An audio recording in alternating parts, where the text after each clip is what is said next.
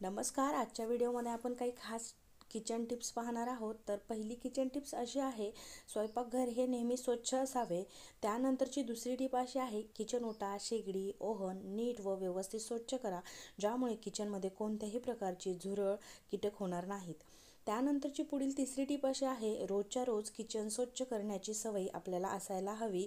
त्यानंतरची पुढील टिप अशी आहे, हात स्वच्छ धुतल्यानंतरच आपल्याला किचनमधील कामाला सुरुवात करायची आहे.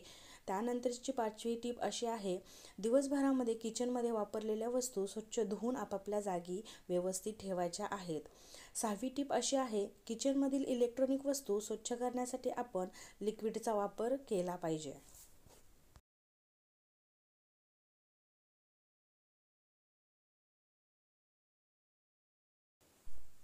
त्यानंतर पुढील सातवी टीप अशी आहे, आपल्या घरामधील तुपाचे भांडे, तेलाची बॉटल किंवा किटली या भांड्यांच्या खाली त्यांच्या साईजच्या ताटल्या ठेवाव्यात किंवा न वापरलेले प्लास्टिकचे डबे असतील तर त्यांचे झाकण ठेवावे.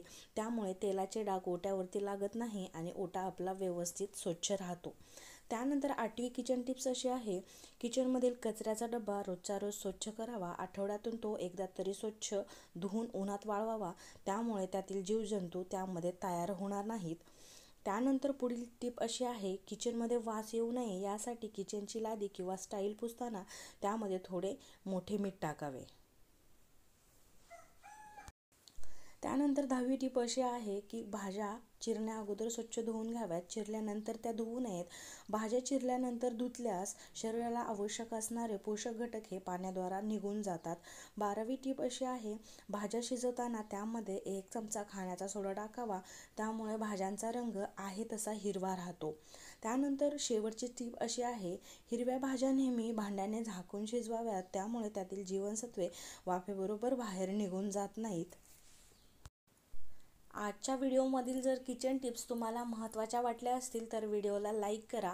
चॅनलवर जर नवीन असाल तर सबस्क्राईब करायला विसरू नका, जेणेकरून जेव्हा मी माझे नवीन व्हिडिओ अपलोड करेल ते तुमच्यापर्यंत पोहोचतील.